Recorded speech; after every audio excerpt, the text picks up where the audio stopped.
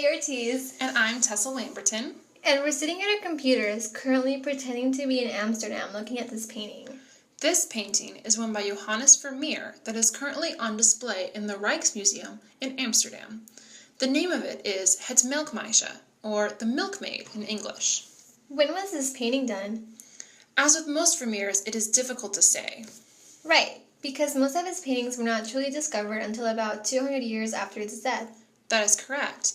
There are 35 Vermeers currently on display, and while they were all done between 1650 and 1675, they were not rediscovered until the 1870s. Because of this, dating some of them is more difficult. In the case of The Milkmaid, many people believed it to be one of his earlier works. However, Lawrence Going argues in his book about Vermeer that The Milkmaid has on the surface some resemblance to the paintings of Vermeer's predecessors, but both the plan of the picture and the refined style of representation belong to his maturity. And the Rijksmuseum agrees that this is typical of an earlier Vermeer painting. The date then has been set to 1660. What is it that makes something more typical of Vermeer that is present in this particular work? The first clue is that the fact that the painting is of a single woman living out everyday life.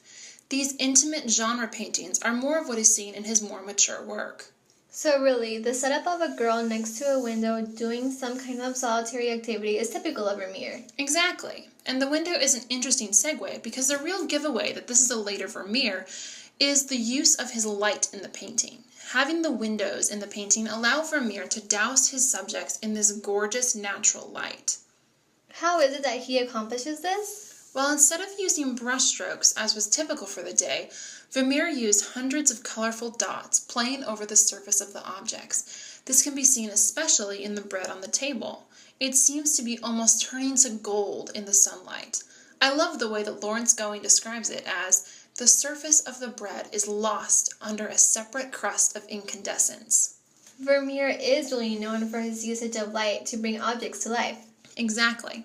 So now we're going to take our pretend journey to Mexico City to look at something very different, a work by a postmodern street artist. Right. This is a chalk drawing done in 2007 called Meeting Madame Butterfly by Julian Beever. This is one of the many pavement drawings that Beever has done. He started out drawing in New York City on paper, but eventually diverged to chalk art. He experimented taking pictures from different angles to be able to add more three-dimensionality. The process he used in creating this work is called anamorphosis, correct?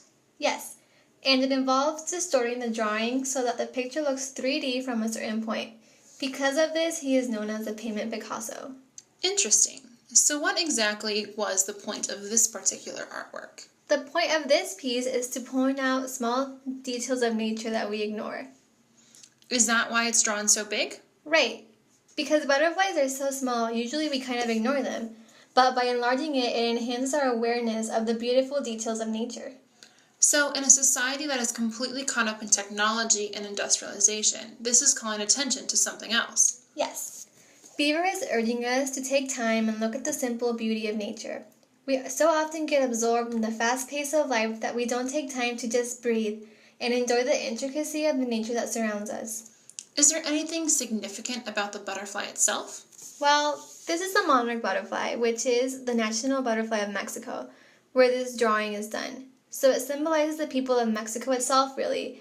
Our origins are with nature, and so it is a reminder where we came from.